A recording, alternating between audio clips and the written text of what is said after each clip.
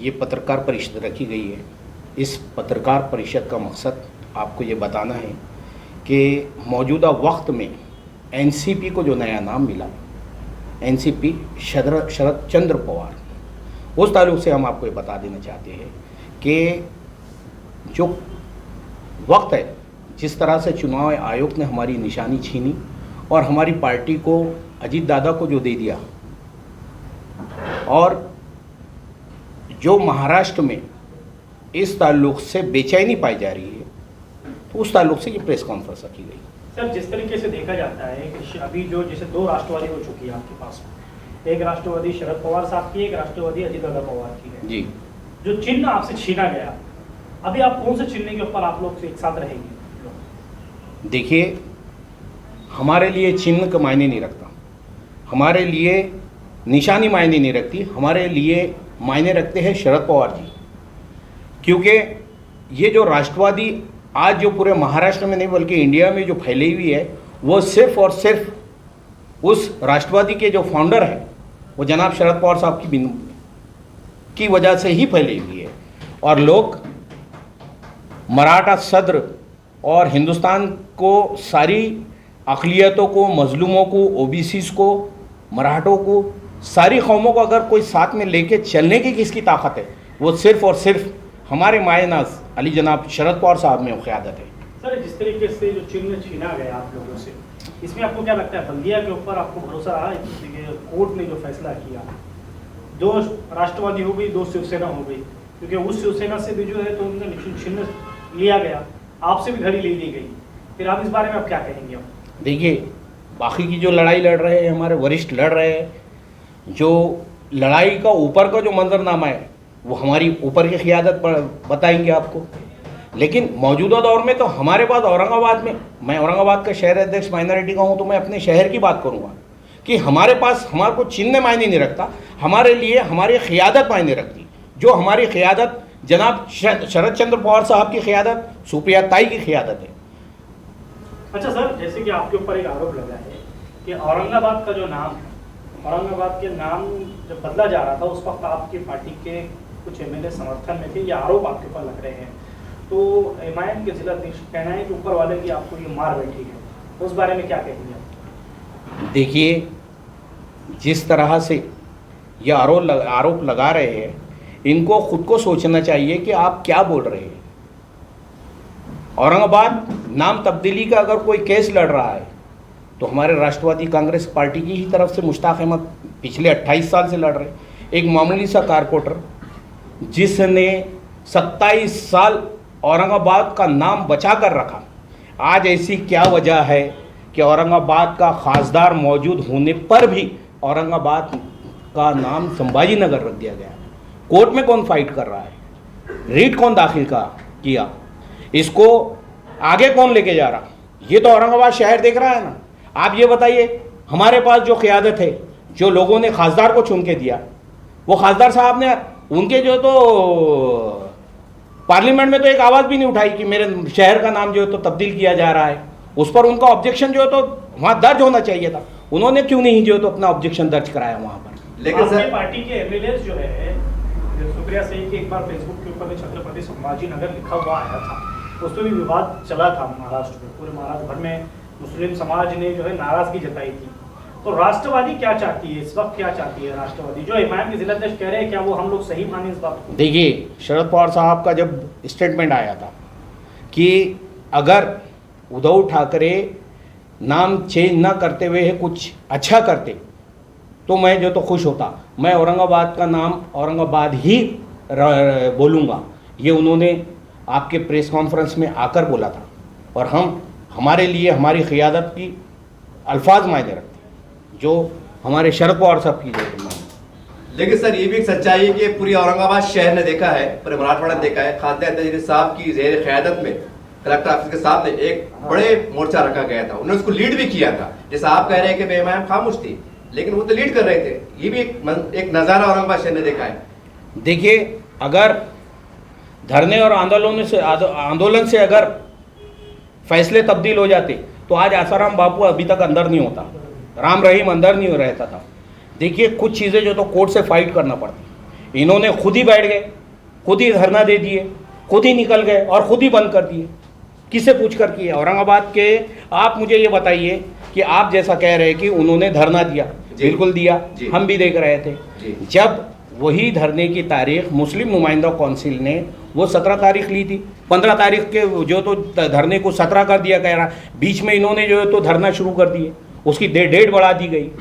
तो कहीं ना कहीं आप ये बताइए, इम्तियाज़ जलील साहब ने, आप कह रहे हैं कि ज़ोरों शोर से जो तो मुद्दा उठाया, तो धरना दिया, तो धरना खत्म किसके बोलने पर किया और किसके बोलने पर बैठे थे फिर वो? और धरने में क्या कर रहे थे वो?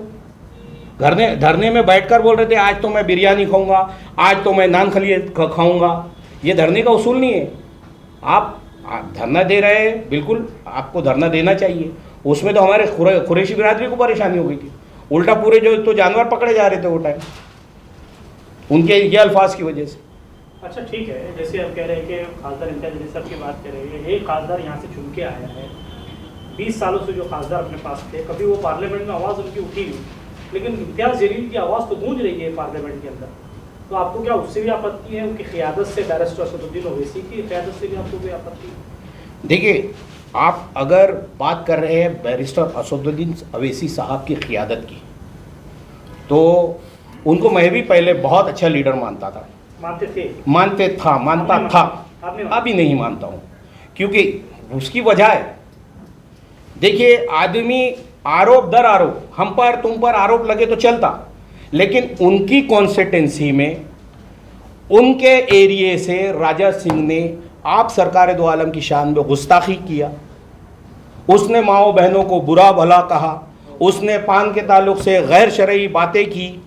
तो आप ये बताइए, ये दौर तलवार छुरियों का तो नहीं है, ये दौर आपको वोटिंग के जरिए ही नाम देना पड़ता है। जब आपकी कॉन्स्टिट्यूंसी में जब राजा सिंह लड़ा और इनके ही पार्टी का एक मर्द मुजाहिद कहूँगा मैं, ख्वाजा बिलाल बोल रहा था कि मुझे वहाँ से टिकट दीजिए, मैं लड़ूंगा जो तो राजा सिंह के सामने, तो एमआईएम तो वहाँ डर गई थी।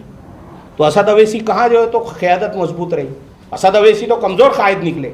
मैं वो अकबर अवैसी साहब को कहूँगा कि जब आप महाराष्ट्र में आकर कहते थे कि मैं अकबर अवैसी, ए ठाकरे देख तेरे सामने आया हूँ, तू महाराष्ट्र में आंध्रा में आ, तो जब मुसलमानों को बहुत लगता था अरे यार बहुत अच्छा बोला। लेकिन आप ये बताइए, वो शख्स जो खुद आंध्रा में मौजूद है, जो आपकी कॉन्स्टिट्यूंसी में जहाँ पर 80,000 मुसलमान हैं, वहाँ आप अकबर अवैसी 2 जगह नहीं लड़ सकते थे? हो सकता था कि वो वहाँ से जीत जाए या हार भी जाए, लेकिन मुकाबला किया, कम से कम ये तो कहते थे। क्यों? आप ये बताइए, तो दोनों भाइयों की क़ियादत कमज़ोर है, कमज़ोर कायद है ये दोनों भी, अकबर साहब भी और असद अवैसी साहब। अगर ये मुकाबला करते थे तो मुसलमान समझते थे कि भाई अपनी कॉन्स्टिट्यूंसी में जब ये मुकाबला नहीं कर सके तो हिंदुस्तान में क्या मुकाबला करेंगे।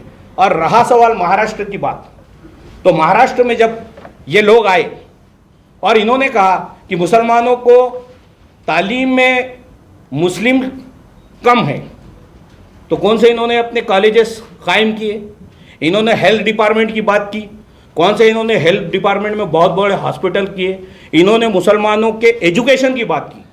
तो आप ये मुझे बताइए कि पिछले 10 साल में एमआईएम ने कौन सा एजुकेशन में जो है तो वो की, क्या कौन सा एजुकेशन में उन्होंने अपना वो की, कोई इंस्टीट्यूशन कायम किया या कोई बच्चों के लिए कोई ऐसा जरिया बनाया कि भाई यहाँ से इंजीनियरिंग के, डॉक्टर के, इसके उसके बच्चे निकले?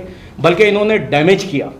इन्होंने कहा था कि 80% लोगों के पास राशन कार्ड नहीं है, जबकि मैं ये दावे के साथ कहता हूँ कि आज औरंगाबाद में राशन माफिया जितने भी है वो किस पार्टी से ताल्लुक़ रखते, आप खुद देख लीजिए साहब, तो आपको मालूम हो जाएगा कि राशन माफिया कहाँ झुक रहे हैं और किन के साथ घूम रहे हैं।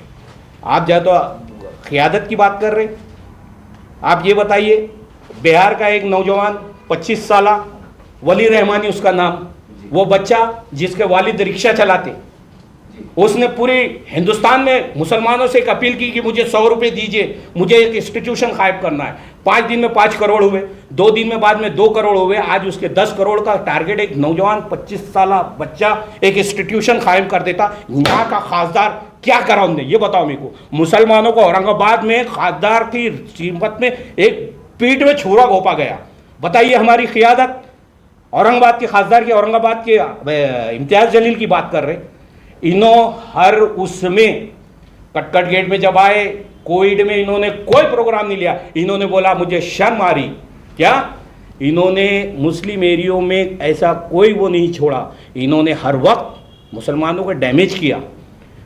जामा मस्जिद में 700 लोग, 700 बच्चे छोटे छोटे मासूम पढ़ते, ये आप भी जानते, मैं भी जानता हूँ। कुर्बान जाऊँ हमारे उलमाए किराम पर, जो मस्जिद दर मस्जिद अच्छे लोगों के पास जाते हैं और उनसे चंदा इकट्ठा करते हैं, उनसे ये तो मदद मांगते हैं और वो बच्चों की तालीम देते।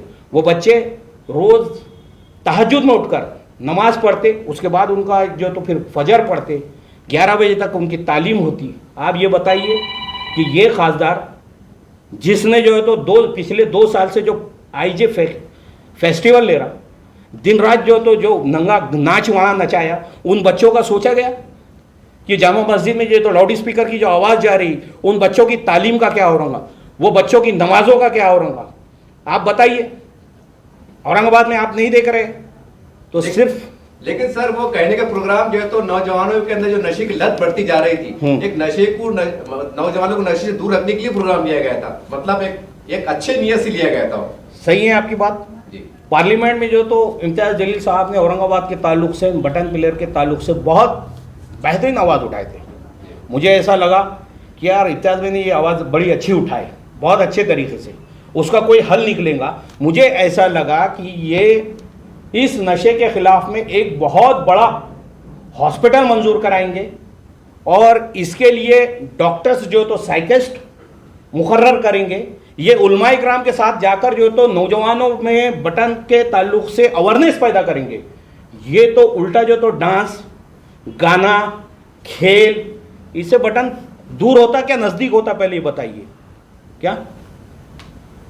लेकिन सर आज जो सियासत की राजनीति के जो समीकरण नया, उसके अंदर तो आप पे भी आरोप लग रहे हैं कि आप राष्ट्रवादी शरद पवार साहब बीजेपी के बी टीम है, यानी आप बीजेपी के समर्थक हैं, हम उस तरीके से आप उनके पीछे रविश पे चल रहे हैं, ऐसा आरोप लग रहे हैं आप पे। आप ये बताइए, अगर शरद पवार साहब बी टीम होते तो किसी से छुपा नहीं रहता। आज उनकी जो तो पार्टी उनसे छीनी नहीं जाती, उनका निशान उनसे छीना नहीं जाता, उनके पोतरे को जो है तो रोहित पवार को ईडी की नोटिस नहीं आती। सब उनकी कॉन्स्टिट्यूंसी में आप ये बताइए, एक अकेला शख्स, 83 साल शख्स अकेला जो तो दौड़ रहा है, लोग देख रहे हैं और अकेला डटा हुआ है। किस लिए डटा हुआ है? कि यहाँ का संविधान बाकी रहे। महाराष्ट्र में महाविकास आघाड़ी की सरकार आए, अच्छे लोग चुन के आए, तमाम मज़ाहिब को लेकर चलने वाले लोग आए। अगर बी टीम का को अगर ओपन टू ऑल अगर जा रहे हो तो उनको कोई रोक नहीं सकता था।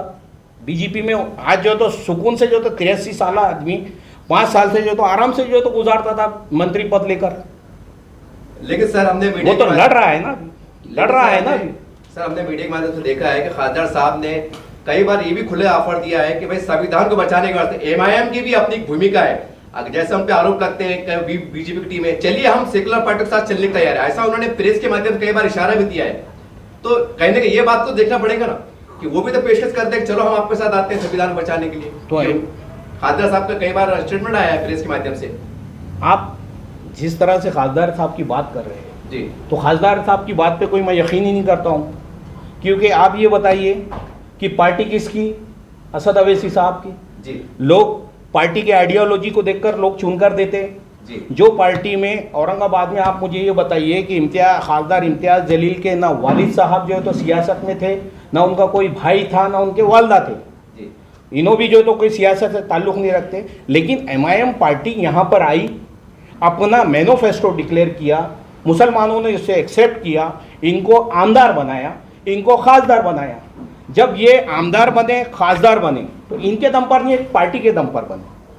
और आप ये कहते हैं कि खासदार इम्तियाज़ जलील सेकुलर पार्टियों को जो तो समर्थन कर रहे। तो आप ये बताइए, परसों के दिन और उससे पहले एक स्टेटमेंट, अगर आप 2 स्टेटमेंट, अगर आप सियासतदान हर बात पर नजर रखता है। अभी उन्होंने कहा कि मुझे सत्तार भाई ने चुन कर दिया, जो उनका अभी घंटा क्या बोलते हैं उसको, घंटानाथ आंदोलन, घंटानाथ आंदोलन, राम मंदिर में घुसना, मुसलमानों के ताल्लुक से जो है तो गलत बयानी करना, उनके कायदीन का या मुसलमानों के ताल्लुक से ये बोलना कि इनके एरियो में प्रोस्टिट्यूशन होता है, तो आप ये मुझे बताइए कि वो अलग ही इशारा, मुझे तो ऐसा लग रहा है कि आने वाले वक्तों में खासदार इम्तियाज़ जलील औरंगाबाद MIM से नहीं लड़ने वाले, वो शिंदेगढ़ से या दूसरी चीज़ से लड़ेंगे। वो खुद MIM को खुदा हाफिज कर देंगे क्योंकि उनकी पार्टी है ही नहीं।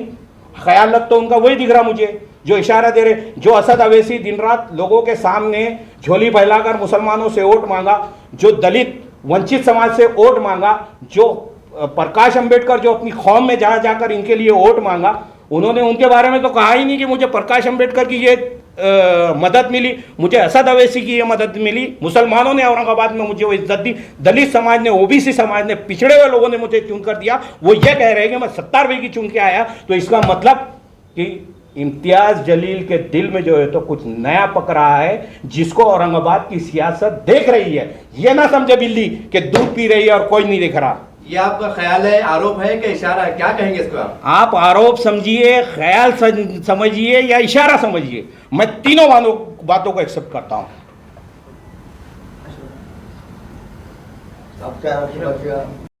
राष्ट्रवादी कांग्रेस पार्टी और शरद अजीत दादा पवार की जो राष्ट्रवादी कांग्रेस पार्टी में जो फूट पड़ी और कोर्ट ने जो तो उसके अंदर फैसला किया तो चिन्ह जो है तो उनको दिया अजीत पवार को।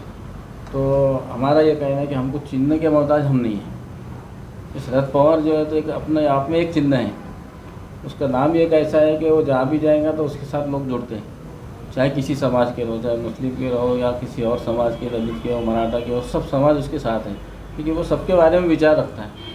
तो वो 80% समाजकरण करता है, 20% जो है तो राजकरण करता है। ऐसे व्यक्ति को हम जो तो अपना लीडर मानते हैं, चाहे उसके पास कोई भी निशानी रहो, वो आने वाले इलेक्शन में ज़रूर फाइट कर सकता है। ये ऐसा नहीं कि भाई एक खासदार आ गया और पूरे देश में हम जो तो खाली चिल्ला रहे कि हम कौम के हमदर्द है। कौम के हमदर्द, कौम के वास्ते क्या क्या काम लाया आपने? बात कर रहे हैं औरंगाबाद की कि भाई इनके पार्टी को जो तो अल्लाह की तरफ से ये होगा और ये चलेगा, तो सियासत कर रहे कि अल्लाह और रसूल को बीच में ला रहे जी, है कि नहीं? यहाँ पर बदवा और ये काहे को ला रहे? तो तुम्हारे हाथ में था, तुम अपने अंदर जाके हाउस के अंदर आवाज़ उठा सकते थे, वहाँ उठाए क्या आपने आवाज़? या आपने अपना विरोध दर्ज कराए कि कभी एक दिन धरना दिए बस होगा, वो मोमबत्तियाँ वगैरह लगा के? उससे ज़्यादा क्या करें आप? लीगल एक्टिविटीज़ क्या करें? जो कि एक खासदार है जिसका नाम उससे जुड़ा हुआ है, तो संभाजी नगर है कि औरंगाबाद का खासदार है? पहले इतने वो सोचना चाहिए। और आने वाला जो इलेक्शन आएंगे तो कैसा लड़ेंगे आप जी? संभाजी नगर से लड़िए कि औरंगाबाद से लड़िए, उसकी फिक्र आपको करना चाहिए। हमारे ऊपर वो थोप दे रहे खाली कि भाई इनकी वजह से गया, इनकी पार्टी शामिल थी, हम उसके अंदर शामिल नहीं थे, हमारे जो तो आमदार भी उसमें शामिल नहीं थे। CM ने जो तो जाते जाते वो फैसला ले लिया, जो उसको अधिकार था दे दिया, वो जो होगा सो होगा। लेकिन अब भी राष्ट्रवादी के लोग ही औरंगाबाद कुर्ती समिति जो बनाकर उसका केस लड़ रहे हैं, पहले भी लड़ा, आज भी लड़ रहे हैं। इंशाल्लाह आने वाली अभी 20 फरवरी की तारीख है उसकी, कुछ ना कुछ हमारे फेवर में फैसला आएगा। सर, एक आखिरी में जाते थे, आपसे सवाल है कि औरंगाबाद के अंदर कई मुद्दों के बाद, अमरुल्लाह मोतवाली के बाद जो है तो खादर साहब की शक्ल पे मुस्लिम क़यादत मिली। ठीक है, आपकी इख्तलाफात, आपकी जो भी आरोप है वो अपनी जगह पर दुरुस्त है। अब नए समीकरण में सवाल है कि जैसे राष्ट्रवादी पार्टी भी कहती है कि हम मुसलमानों के मसीहा है, क्या माना जाए कि आने वाले वक्तों में कम से कम नए खासदार तो आमदार के रूप में कोई मुसलमान चेहरा देंगी? जैसा ख्वाजा शरफुद्दीन साहब है, अपने इलियास किरमानी साहब है, मुश्ताक अहमद साहब है, क्या किसी एक क्षेत्र से इनको मतलब कि बता दे कि हम मुसलमानों के साथ हैं और हम मुसलमानों को लीडर बनाने की ताकत रखते हैं, चुनाव की ताकत रखते हैं? ऐसा देखने को नजारा मिलेगा आने वाले वक्तों में? देखिए साहब, राष्ट्रवादी की नीयत, फिर आप देख रहे हैं कि राष्ट्रवादी की नीयत साफ है। अगर आप ये कह रहे हैं कि औरंगाबाद से एक टिकट की क्या बात कर रहे हैं यार, राष्ट्रवादी में कितने जो तो मुस्लिम चेहरे चुन के दी। दूसरी एक बात, फौजिया मैडम को खासदार राज्यसभा किसने दिया? राष्ट्रवादी ने दी ना। औरंगाबाद की एक कॉन्स्टिट्यूंसी में हमारी सीट पक्की है और इस बार हम चुन के आएंगे।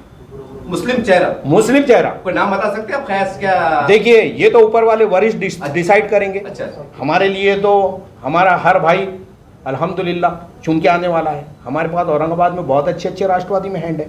जैसा आपने कहा कि ख्वाजा शरफुद्दीन, अल्हम्दुलिल्लाह अल्लाह ने पूरी ताकत दिया, हर समाज में अपना चेहरा रखते हैं। इलियास किरमानी साहब, बहुत अच्छी क़यादत, वो भी जो है तो उलमा इकराम में अच्छा चेहरा रखते हैं, इनकी भी अच्छी पकड़ है। मुश्ताक अहमद जो लड़ रहे हैं वो भी एक अच्छा चेहरा है। तो हमारे पास चेहरों की कमी नहीं है और हमारे पास काम करने वालों की नीयत साफ है। ये लोग कभी ये नहीं सोचकर करे काम कि ये आमदार बनेंगे या खासदार बनेंगे। ये कौम और मिल्लत की हर वक्त रहनुमाई करते हुए खिदमत कर रहे हैं। क्या जी, हर वक्त खिदमत कर रहे हैं। और आने वाले वक्तों में यहाँ पर जो खासदार आएगा वो बगैर राष्ट्रवादी की ताकत से नहीं आएगा। और इंशाल्लाह सुम्मा इंशाल्लाह आप और हम जिंदा रहे तो ये देखेंगे कि औरंगाबाद में मुस्लिम वार्डों से इस वक्त पूरी ताकत से हमारे ख्वाजा शरफुद्दीन मुल्ला की पूरी रहनुमाई में इंशाल्लाह पूरे मुसलमानों में अगर कोई लहर चलेंगी तो सिर्फ शरद पवार एनसीपी यही आपको नजर आएंगी इंशाल्लाह। प्लीज। सर हमने देखा है मीडिया के माध्यम से कि प्रकाश आंबेडकर साहब मतलब उनको मस्जिद में उसमें लिया गया है महाविकास आघाड़ी में। क्या औरंगाबाद में उससे गहरे असरात पड़ेंगे मुसलमानों के दलित को लाके एक नया समीकरण तैयार होगा? आपको लगता है सर? मुझे तो ऐसा लगता है साहब कि इस बार मेरी अपनी पर्सनल राय जी। एज ए एनसीपी लीडर नहीं, मेरी as a Mohammad Tahir NCP leader के नहीं, ऐसे बोल रहा हूँ कि इस बार वंचित समाज को प्रकाश अंबेडकर को ही औरंगाबाद से टिकट देना चाहिए, खासदार का। महाविकास आघाड़ी ने हमें जो है तो अभी जो है तो हम ऊपर भी मुतालबा करेंगे, लेकिन प्रकाश अंबेडकर साहब को ही औरंगाबाद का, क्योंकि उनका खर्च है औरंगाबाद पे। उन्होंने मुस्लिम एक खासदार चुन के दिए। अब वो दलित समाज जो तो पिछड़ा हुआ आज भी यकीन नहीं कर रहा मुसलमानों पे कि हमने तुमको खासदार दिए और हमको तुमने कुछ भी नहीं दिए। तो मैं तो मेरी पर्सनल ये राय रहेंगी कि औरंगाबाद से इस बार जो है तो अगर किसी को टिकट देना है महाविकास आघाड़ी को तो प्रकाश अंबेडकर साहब को देना चाहिए, क्योंकि वो कानून के जो है तो अच्छे जानकार है, वो खुद एडवोकेट है। बाबा साहेब अंबेडकर के जो है तो ख़ानदान में से, उनकी आल में से है और हर समाज को लेके चलने का उनका जज्बा है। आपका नाम पद बोल दीजिए। मैं मोहम्मद ताहिर, माइनॉरिटी शहर औरंगाबाद ज़िला अध्यक्ष, और मेरे साथ में हैं हमारे माइनॉरिटी के महाराष्ट्र के प्रदेश सचिव अशरफ पठान, ये हमारे पूर्व विधानसभा अध्यक्ष शेख समीर साहब, मेरे ज़िला अध्यक्ष के ज़िले में जो है तो उपाध्यक्ष इरफान साहब मौजूद हैं। सर अब बस